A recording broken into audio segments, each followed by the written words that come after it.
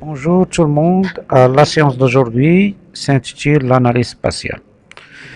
Concernant l'analyse spatiale, on peut avoir une analyse concernant les attributs ou bien une analyse concernant les objets géographiques, c'est-à-dire les données spatiales. Concernant les attributs, c'est beaucoup plus une sélection, c'est-à-dire sélectionner par attribut. Donc, il faut sélectionner un ou plusieurs attributs à partir d'une table et qui va ou bien qui vont satisfaire une certaine condition ou bien plusieurs conditions. Donc, la sélection par attribut, on peut la faire soit à partir de cette option, Select by Attribute, ou bien directement, on s'en va à la donnée qui nous intéresse, bouton droit, on ouvre la table, puis on peut sélectionner à partir de cette table l'option, disons, Select by Attribute. Là, une sélection, donc on choisit l'attribut qui nous intéresse, par exemple les bovins. Tous les bovins qui sont inférieurs ou égaux, par exemple, on va voir les valeurs uniques inférieures ou égales, par exemple, à 1509, et les ovins qui sont inférieurs ou égales à 614. C'est-à-dire ici, qu'est-ce que nous avions fait comme analyse spatiale? C'est qu'on veut faire une sorte de requête. Cette requête dit comme quoi nous avons besoin, disons, de sélectionner un attribut qui s'appelle les bovins et un attribut qui s'appelle les ovins à partir de la table, disons, du cheptel, et où la condition est les bovins sont inférieurs ou égaux à 1509 têtes et les ovins inférieurs ou égaux à 614 têtes. Puis on va appliquer. Là, il nous a fait une sélection, disons, et on a juste deux entités qui sont sélectionnées. Donc, supposons, maintenant, on a les deux entités qui sont sélectionnées. Supposons maintenant qu'on veut, disons, élaborer une nouvelle carte à partir de ce qui est sélectionné. On essaye comme ça. Donc, les données data, export data. Puis, on donne le nom du fichier. Par exemple, ça c'est bovin et ovin, par exemple. Mais bien sûr, les valeurs des attributs ont satisfait certaines conditions. Et je m'excuse ici, j'ai oublié. En principe, je dois arrêter l'édition. Éditeur, stop editing. Et on peut reprendre. C'est pas un problème, c'est toujours utile pour la formation. Donc, ouvrir la table. Option. Sélectionner par attribut. Les bovins. Inférieur ou égal. Unique value. Et on va augmenter cette fois-ci pour avoir plus de valeurs. A and ovin inférieur ou égal, get unique value. On va augmenter un peu. En principe, on devra avoir plus. Donc maintenant, on a 7. Et on va exporter ça sous forme d'un fichier de forme. Donc data, export data.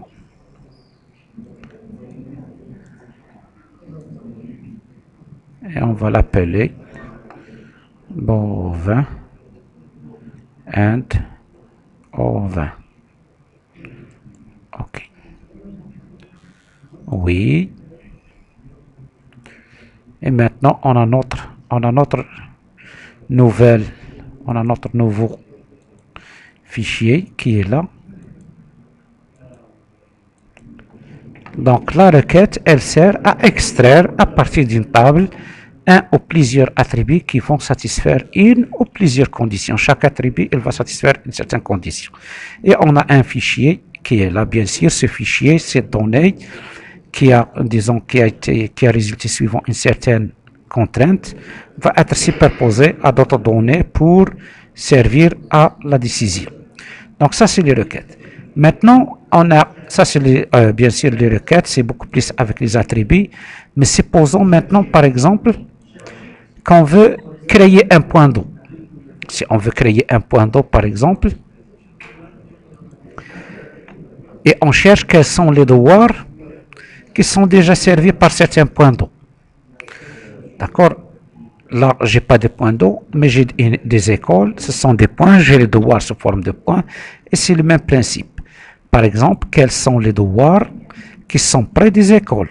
Et là, je vais tout de suite connaître quels sont les devoirs qui sont très loin des écoles pour, disons, mettre en place des écoles qui vont satisfaire leurs besoins. Donc, pour faire ça, c'est plus une sélection par attribut, mais c'est une sélection, disons, une sélection spatiale. Donc, on l'a fait par select by location. Select by location. Donc, qu'est-ce qu'on veut sélectionner? C'est les devoirs. Et qui vont satisfaire la condition, par exemple, qui se trouve à une certaine distance. De quoi? Des écoles. Voilà. Donc, on cherche les devoirs qui sont à une distance des écoles. Par exemple, à 3 km. 3 km, les unités qu'on utilise, c'est le mètre, 3000 mètres. Le mètre. Donc là, c'est comme vous voyez ici, j'ai par exemple un point, le point rouge, qui est par exemple l'école, le point jaune, c'est par exemple les devoirs, et je suis en train de chercher quels sont ceux qui sont très proches de 3000 mètres des écoles.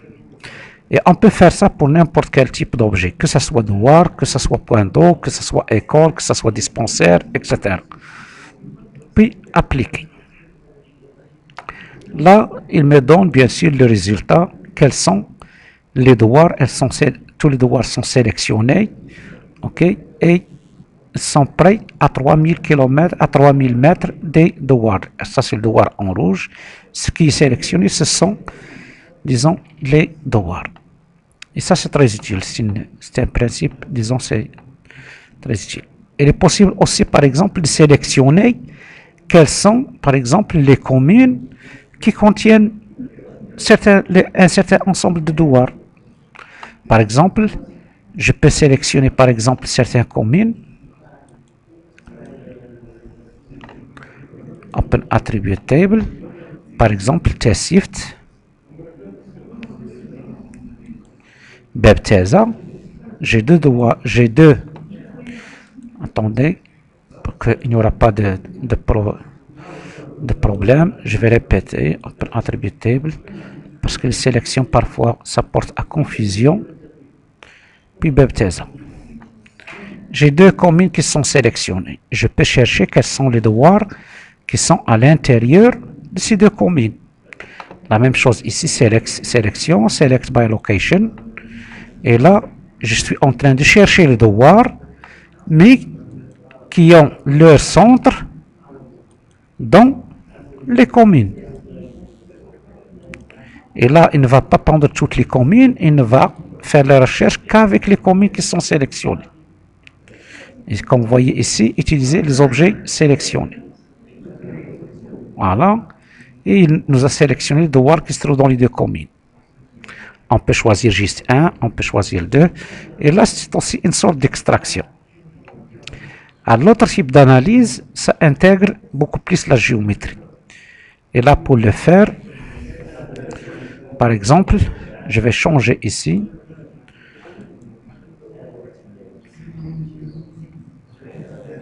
Ok, ajouter. Je vais ajouter quelques données.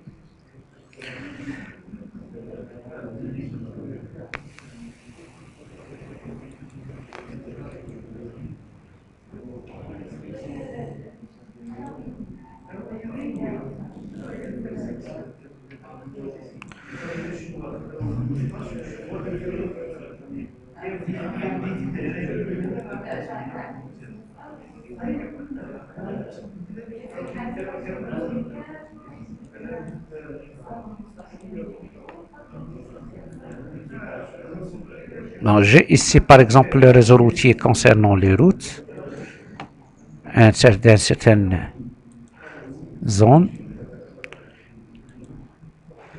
mais j'ai aussi ce qui m'intéresse,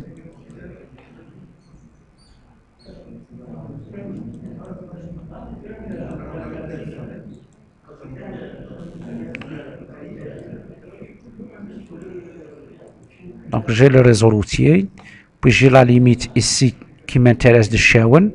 Je vais découper exactement le réseau routier pour ne conserver que les routes qui se trouvent à l'intérieur de Shawen. Donc là, c'est une opération aussi d'analyse, c'est une sorte d'extraction et tout le géotraitement se fait grâce à la boîte à outils. Donc là, on s'en va à l'analyse spatiale, les outils d'analyse. C'est une sorte d'extraction. Clip.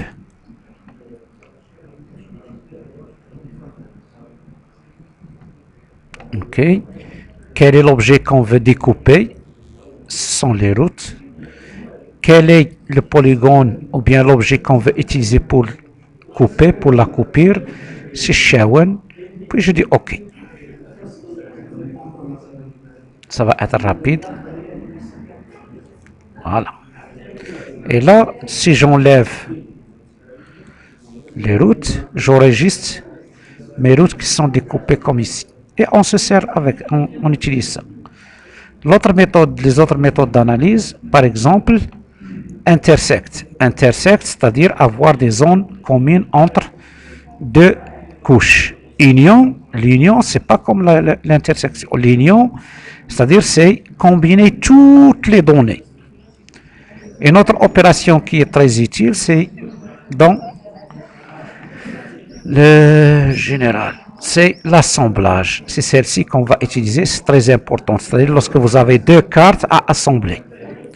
Donc là, on va ajouter quelques cartes. Par exemple, attendez, je vais mettre une nouvelle carte.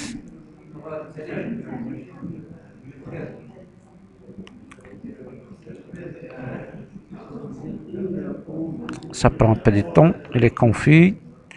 Donc, j'ai le sol nord, j'ai le sol sud, puis j'ai le sol. Donc, ce qui m'intéresse ici, c'est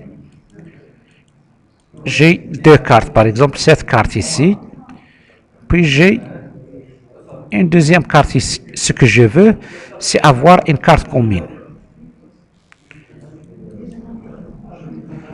Open Attribute Table, juste pour aller vite. Donc, ce qu'il faut que je prépare, remove. Pour faire ça, il faut créer une nouvelle carte de polygone. Donc, pour créer une carte, c'est avec Arc Catalog. Je vais créer une carte ici, nouveau. Attendez, c'est pas dans la base de données.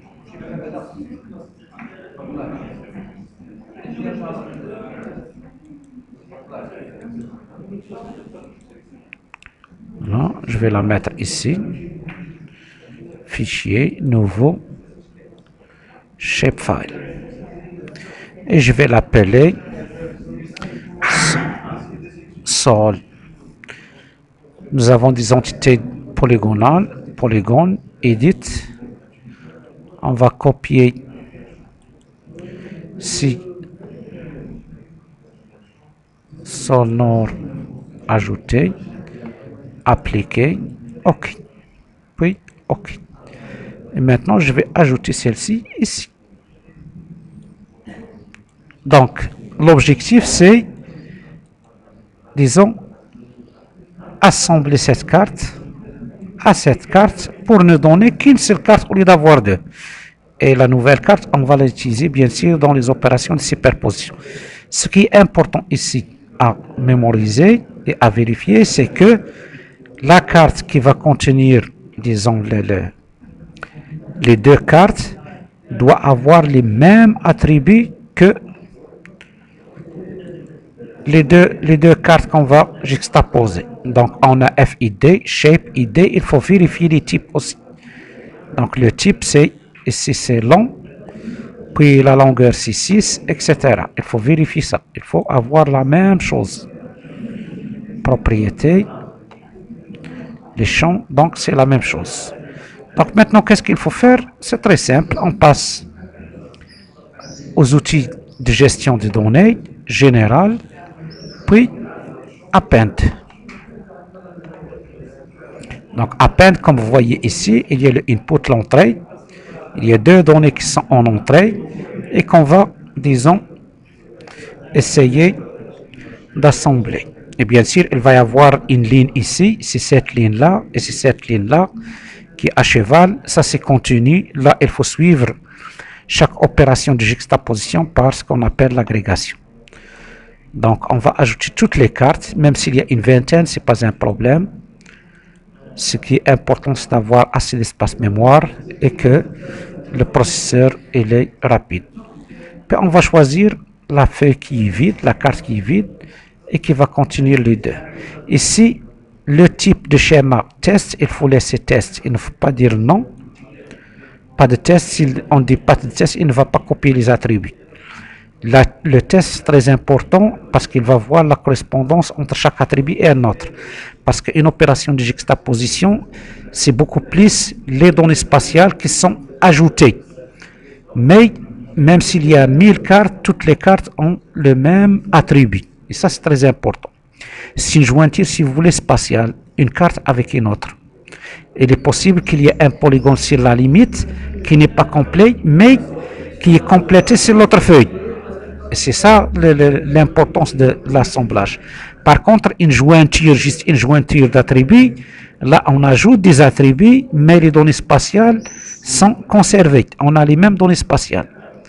Donc, il faut comprendre ceci, c'est au niveau assemblage de cartes, les données spatiales, on peut avoir plus, mais les attributs sont identiques sur toutes les cartes.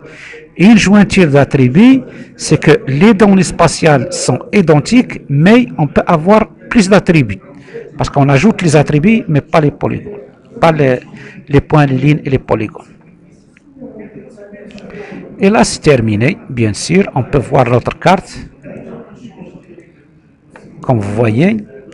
Et là, si on regarde, on va ajouter des couleurs pour voir, disons, si on a besoin de faire une agrégation ou non. Donc, catégorie, ajouter, ID, donc ajouter toutes les valeurs. C'est bon, appliquer, OK. On verra. On a ici, par exemple, ça c'est 2. Et ça, c'est aussi 2. Déjà ici, on a la continuité.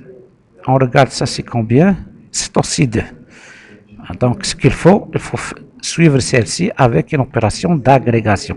C'est-à-dire, vu que la catégorie est identique ici, c'est le même sol, il ne faut pas avoir la limite. Si on a des parcelles, oui, les parcelles sont délimitées. La parcelle est la propriété de quelqu'un.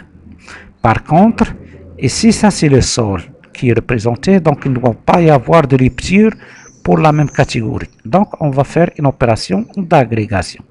Une opération d'agrégation, c'est-à-dire au lieu d'avoir 3, on va avoir juste 1. Donc, c'est une sorte de simplification. Et la simplification fait partie de ce qu'on appelle la généralisation. Et la méthode, c'est l'agrégation, ou bien en anglais, dissolve. Dissolve quoi? C'est les sols. Le champ qu'on veut agréger, c'est ID. Ici, on n'a pas besoin de changer quelque chose, puis OK.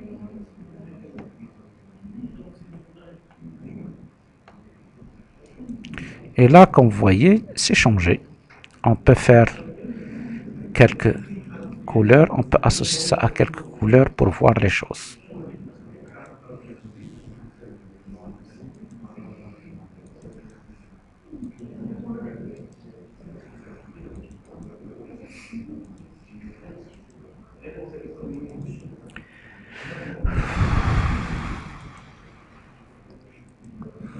C'est bon, vous avez compris.